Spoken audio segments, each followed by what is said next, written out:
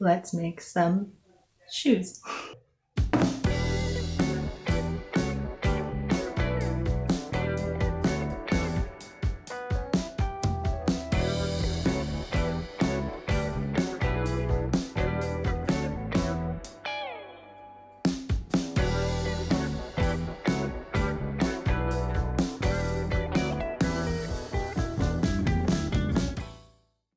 Hi guys, I'm back and today we are talking about choux paste.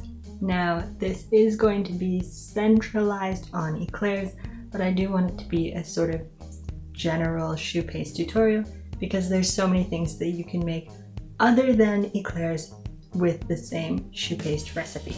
Now that that is out of the way, let's make some choux. Okay, so we are going to start with a pot of water into which we are going to add our butter and our salt. Now we are going to heat this up over a medium-low heat until it comes to a simmer. Now we do want this to simmer but not boil. Our main goal here is to melt the butter without evaporating a lot of the water. Once the mixture is at a simmer, we are going to add all of our flour at once and we are going to stir vigorously. At this point we are cooking the flour and this is going to give structure to our choux paste later on, and I'll talk about that in just a minute. So the indicator that you're looking for to know that your flour is cooked is that a thin film will form on the bottom of your pot. Real quick note, if you have a non-stick pot, then don't use it here because the non-stick will keep the film from forming and it'll be harder to tell when your flour is completely cooked off. Once your flour is all cooked off, you can go ahead and transfer all your choux paste into a heat-proof bowl, and we're going to beat this with a hand mixer or a stand mixer on high speed until it cools down a bit. We want to keep beating this until the outside of the bowl is no longer warm to the touch so that we can add our eggs without them cooking as soon as we add them. So this recipe calls for 3 to 4 eggs. You're definitely going to need 3 eggs and only possibly the 4th egg. So I like to crack just 3 into a separate bowl and leave the 4th just in case I don't need it. We are going to add the eggs one at a time while beating, and we're going to wait until it is fully incorporated before adding our next egg. After you've added your 3rd egg, you're going to check your dough to see if it's at the consistency you want or if you're going to need to add another egg. So the way you can tell that your dough is ready is that when you pick up your beaters or your whisk, it is going to trail off in a V shape. So it's going to leave a nice little point at the bottom when you pull out your whisk or your beaters or whatever you're using. Now, if it doesn't form this nice trail and it just sort of falls down or falls off in clumps, then you're going to need to add another egg to thin it out just a little bit more. Now, if you think that it's really close to this texture but not quite there, you can go ahead and just beat up your last egg and add half of it. Here I needed my full egg, so I just added that and then beat again until it was completely incorporated. Now that our mixture is ready to go, we can go ahead and transfer it into a piping bag so that we can pipe out our eclairs. Now here I'm using a large French tip, but you can use a star tip or a round tip.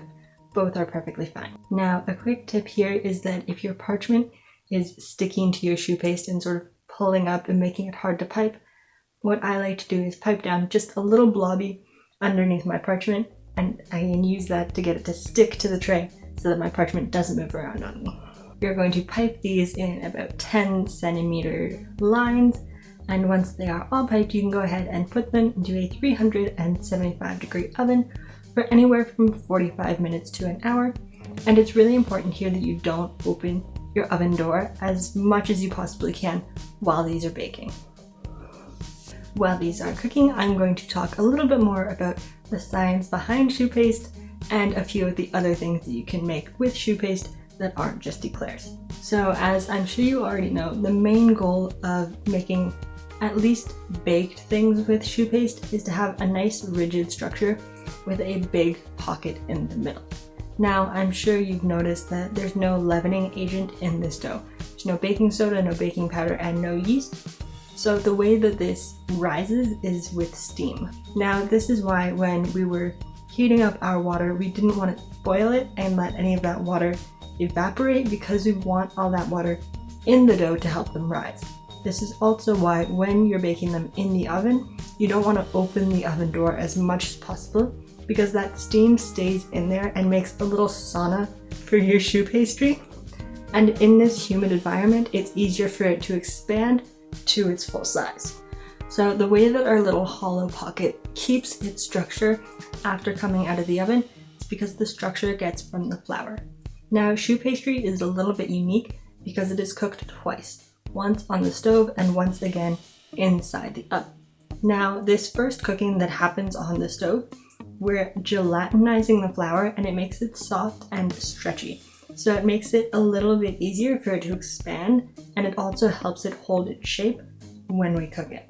Now, I've already mentioned that choux paste can be used for things other than eclairs, so I'm just going to name a few of them here now. So one that can be used for is cream puffs, brest, gateau, honore, and these are all also cooked in the oven, so they're very similar to eclairs, but just a little bit different in their shape or their filling. And in the same area is a croquembouche, which is basically just a big pile of cream puffs. And as well, there are gougeres, which is like a savory cream puff.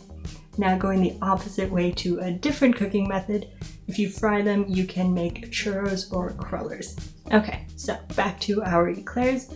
We want to take them out when they are a nice, deep golden brown. It is possible for our choux paste to deflate if you undercook it. So you want to make sure that these are fully cooked to avoid them collapsing. Now we're going to let these cool down just a little bit before we fill them. Now there's two ways that you can fill an eclair. You can either fill them from just a nice little hole, or you can cut it open like a sandwich and fill it up.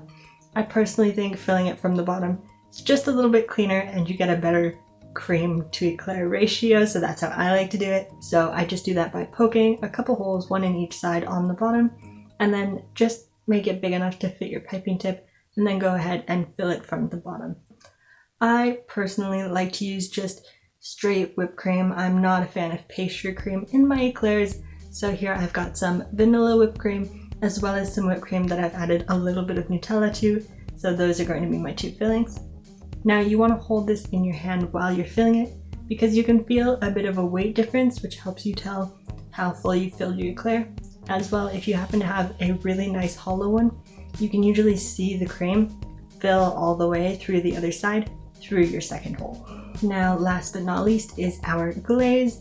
Here I've just melted down some milk chocolate and some butter over a double boiler. What you want to do for your glaze is just dip the top of your eclair in and then just let the excess drip off before flipping it over and leaving it to set. These are your finished eclairs. I do suggest eating them the same day because, as I said, you want a nice crispy outside to your choux paste, and that cream is just going to turn that to mush real quick. So same day or maybe breakfast the next morning, but I wouldn't let it go longer than that. If you want to save them longer, before you fill them, you can put them in the freezer and save them for a long time, or else if you're just going for the next day, without filling them, you can go ahead and save them the next day in a container, then re-toast them in the oven before filling them, and they'll be just fine. Now, as I said, there are a whole lot of different things to do with choux paste other than just eclairs. My personal favorite is frying them into crullers, dipping them in a little bit of warm honey and sugar. They're so good. They are actually the easiest donuts that you can possibly make. So I really hope you make this. I hope you enjoy them, and I'll see you next time.